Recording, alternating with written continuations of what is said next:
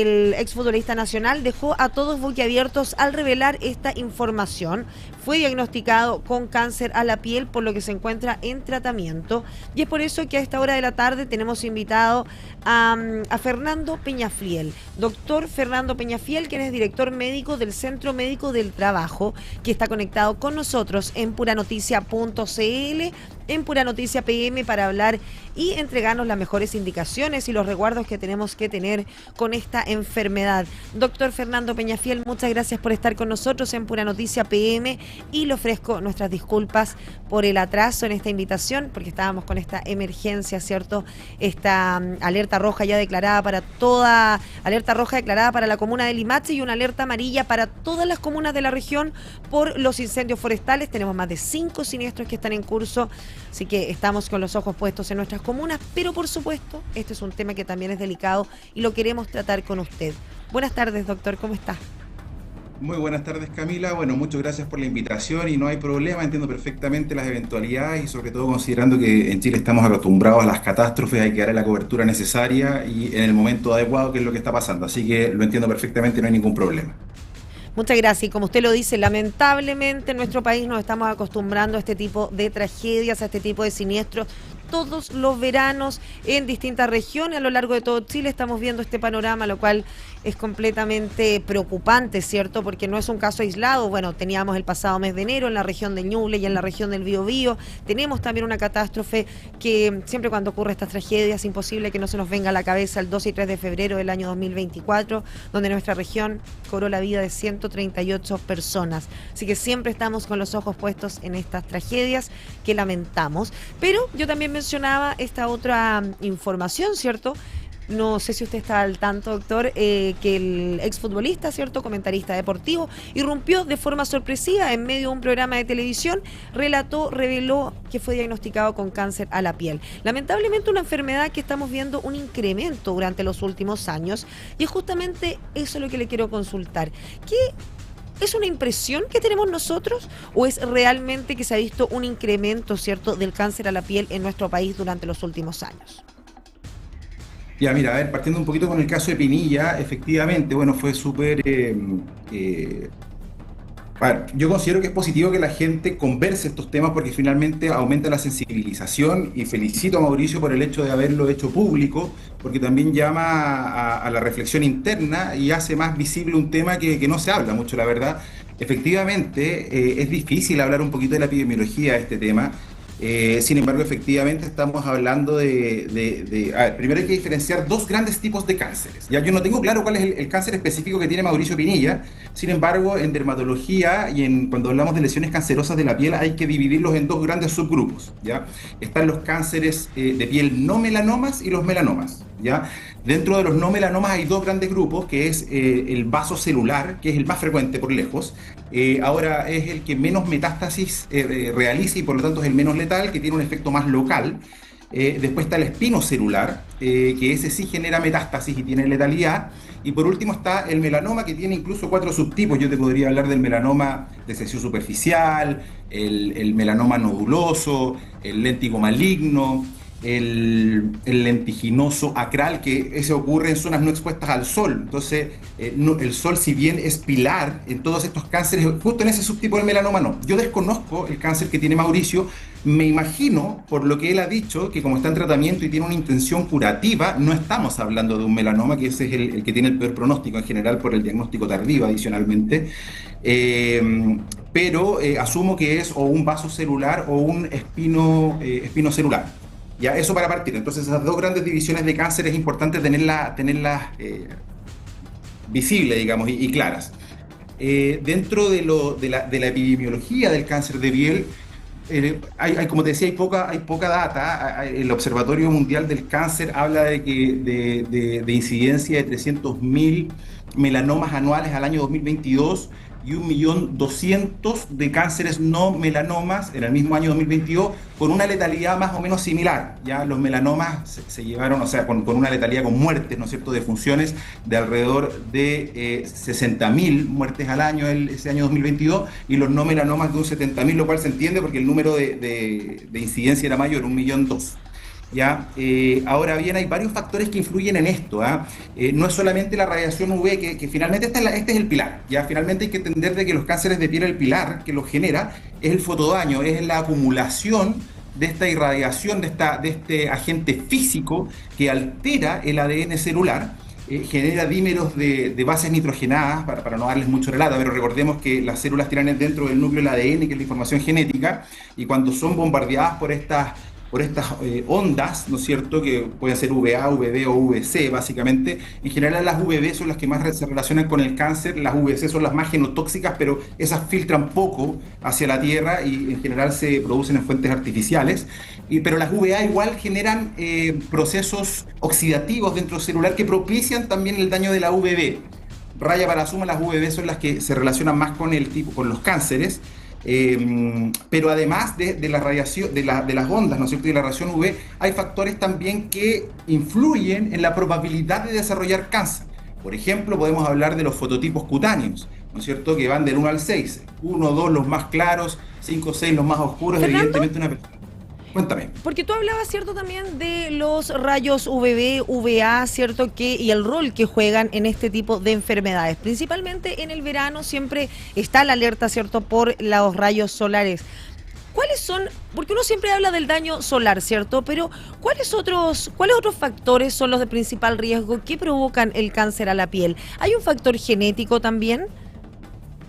Sí, sin duda. Mira, como te decía, la radiación solar es cardinal, es pilar, no olvidar eso. Ya, o sea, es una de las pocas, o sea, es una de las enfermedades que tiene una monocausa más determinada, ¿no es cierto? Todo es multicausal en la vida, eso es importante entenderlo. Por ejemplo, si yo respiro sílice, me va a dar silicosis, eso es una enfermedad monocausal. Si yo me expongo a ruido, voy a terminar con una hipoacusia sensorio-neural, por ejemplo. Pero aún así, en esos ejemplos tan burdos, aún así hay una multicausalidad. Entonces, entrando al tema del cáncer de piel, la multicausalidad está dado, como te decía, por el fototipo, ¿no es cierto?, que es que las pieles más claras tienden a tener mayor riesgo con igual dosis de radiación UV por el déficit de melatonina que tienen. Historia de quemaduras solares en la infancia también influyen mucho, ¿no es cierto? Los eritemas cutáneos que generan un daño visible cuando la piel se pone roja, si yo tuve muchos de esos en la infancia, también son factores de riesgo para desarrollar cáncer en edades adultos. Bueno, la edad, ¿no es cierto? Es obvio, porque si un niño de 5 años tiene menos probabilidades de tener cáncer a la piel por un tema de tiempo de exposición que alguien que tiene 50, 60 años. Los números de lunares o aparición de lunares nuevos, si bien eso se relaciona con el melanoma, porque recordemos que los melanomas se van más como que se relacionan más por el tema con los lunares, versus los otros cánceres, que son los no melanomas, que habitualmente se ven como lesiones perladas, blanquecinas, o como úlceras que no cicatrizan, o heridas descamativas que no cicatrizan, versus los melanomas, que son estos lunarcitos, ¿ya? Hay casos de inmunosupresión, por ejemplo, en gente con trasplante, que al caer el sistema inmune también facilita el daño nuclear, ¿no es cierto?, en el ADN, que altera la doble hedra con estas fusiones de bases nitrogenadas y aumenta la probabilidad de cáncer. Y el ambiente también influye, porque es distinto que, por ejemplo, yo esté en una montaña trabajando en altura, se me da lo del trabajo, pero no es necesario que trabaje, podría estar viviendo, ¿no es cierto?, en los 3.000 metros, y en general, como yo estoy más en altura, hay menos masa de aire, menos ozono, menos aerosoles, entonces menos filtro y me llega más directamente la radiación. La latitud también influye, evidentemente. Influye también la nubosidad, que esto puede ser peligroso porque si bien la nubosidad igual filtra un poco los rayos, no tenemos tampoco el ojo para ver, por ejemplo, que haya los breaking clouds, que se llaman, que son como orificios en este entorno de nubosidad, pero que en esos bordes nubosos se amplifica la radiación y se genera un efecto de refractancia en los bordes de las nubes. Entonces, Fernando, ¿y qué señal de alerta yo tendría que tener en consideración? Estamos revisando en pantalla, ¿cierto?, distintas imágenes de quizás lesiones, ¿cierto?, en la piel que nos dan alerta, ¿cierto? Tenemos estas heridas como escamosas, como tú lo nombrabas, ¿cierto?, heridas que no cicatrizan. ¿Cuáles son las señales de alerta que a mí me deberían dar porque tenemos entendido que el cáncer a la piel, lo principal es de detectarlo a tiempo, ¿cierto? Es un cáncer que puede ser, que no quiero decirlo de mala forma, pero puede ser, no es tan grave, quizás se puede atacar a tiempo, se puede combatir a tiempo, pero como lo menciono, ¿cierto?, el tiempo es fundamental. mientras antes, ¿cierto?, pueda agarrar esta enfermedad, mayor probabilidad de recuperarme tengo. ¿Cuáles son las señales, los primeros indicios que a mí me deberían dar una alerta para yo concurrir a un dermatólogo especializado? Mira, me gustaría irme un poquito más atrás. Como ven, saludista público, me interesa primero hablar de la prevención, porque recordar que muchas veces cuando ya hay clínica o hay una lesión macroscópica visible, por ejemplo en un melanoma, eso puede ser ya muy tarde, ¿ya? Entonces la prevención es clave, ¿ya? Y de ahí, después te voy a hablar de la prevención, ahora te voy a hablar de la pregunta que tú me hiciste, que finalmente es la sospecha clínica, ¿ya? Y la sospecha clínica básicamente se divide en estas dos columnas de cánceres que yo te hablaba previamente, melanoma, no melanoma. Los melanomas tienen el criterio A, B, C, D, E, ya que A es asimetría, o sea, si yo tengo un lunar, trazo una línea por el centro y veo que una mitad es distinta a la otra, esa ya es una bandera roja, eso es con asimetría. En general los lunares nevus, que es el idioma técnico para lunares, que no son cancerígenos, que no son melanomas, en general son simétricos, ¿ya? Esa es la A. La B es bordes. En general los cánceres tienen bordes irregulares, y los nevus benignos, digamos, los nevus normales tienen bordes regulares. Después está el C, color, en general son todos marrón. Si hay tonalidades de marrón o cambia de color, se pone azul o es de otro color distinto, también es una bandera roja. Después tenemos el diámetro, en general lesiones lunares de más de 6 milímetros de diámetro también deberían hacernos sospechar de una posible malignidad, en específico el melanoma, como estamos hablando. Y por último está la E, la evolución, que es que hubo un cambio en el lunar, que por ejemplo ahora empezó a sangrar, me empezó a picar, apareció una lesión costrosa sobre él, como vemos ahí en la fotografía. ¿No es cierto? Esas lesiones descamativas parecen más una lesión precancerígena, como una queratitis actínica, que son esas lesiones descamativas precancerígenas. Y por otro lado, entonces ya, eso es melanoma, A, B, C, D, E, eso es melanoma, lunares. Y de los no melanomas, como esa lesión de queratitis actínica que vimos recién, que son esas lesiones descamativas, en general es eso, son lesiones descamativas o aumentos de volúmenes pequeñitos como lesiones perladas blanquecinas o úlceras, pequeñas heridas que no cicatrizan a lo largo del tiempo. En general, esos son los criterios clínicos que nos tienen que alertar y generar la consulta a un dermatólogo para que a través de una dermatoscopía, ¿no es cierto?, que es con una lupa y poder ver en detalle un poco la lesión, que ahí se decide o no si es que pasa una biopsia histopatológica para confirmar o descartar el diagnóstico de un cáncer, por ejemplo. Perfecto, doctor Fernando Peñafiel, para cerrar este contacto, los llamados a la prevención, ¿cierto? ¿Cómo podemos resguardarnos de este tipo de cáncer? ¿Cuáles son las recomendaciones que usted entregaría, cierto, a todos los que nos ven y nos escuchan a esta hora de la tarde para, por supuesto, evitar este tipo de enfermedades? Oye, Camila, mira, a mí me gustaría pasarme a mi mundo igual con esta pregunta, que es el mundo laboral, ¿ya? Porque aquí en Chile sí tenemos, dentro del Decreto Supremo 594, que regula las condiciones mínimas que los empleadores tienen que otorgarle a sus empleados, menciona los trabajadores que están expuestos a la radiación ultravioleta de origen solar, ¿ya? ¿Y cómo se define esto? Cualquier trabajador que trabaje entre el 1 de septiembre y el 31 de marzo, en un horario entre las 10 de la mañana y las 3 de la tarde, las 15 horas, o que esté a la intemperie con un índice de radiación ultravioleta de 6 o más. Recordemos que los índices de radiación ultravioleta, la misma Dirección Meteorológica de Chile lo coloca en la página, tú te puedes ingresar y puedes ver por región o por sector cómo está el tema. Entonces la prevención es clave y obliga al empleador a tomar medidas que son las mismas que la población general puede ocupar, que básicamente, como cualquier pirámide de jerarquización de riesgos, es la no exposición, ¿ya? La eliminación del riesgo es lo más fácil. Muchas veces no se puede porque hay que hacer la pega igual en esa hora, en agricultura, en minería, hay que estar expuesto. Entonces ahí lo que se busca son las medidas ingenieriles, por ejemplo, pantallas solares, colocar toldos. La sombra natural es lo mejor.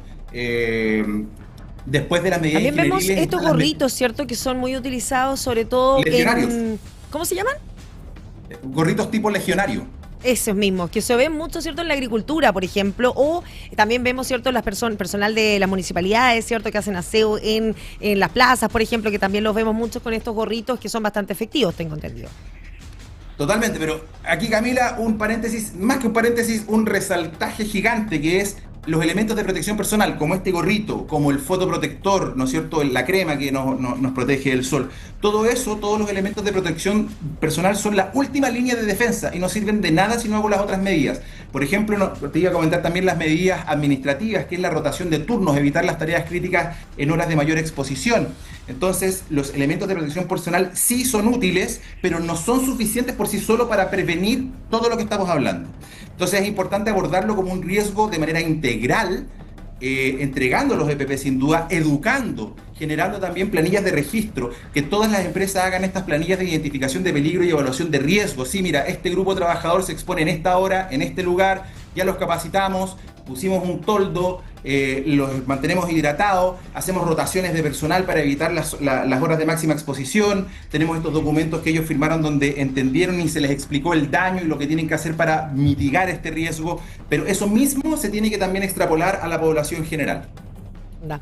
Doctor Fernando Peñafiel, director médico del Centro Médico del Trabajador, muchas gracias por estar esta tarde con nosotros en Pura Noticia PM y entregarnos, pero es que todos los detalles acerca de la enfermedad. Muchas gracias.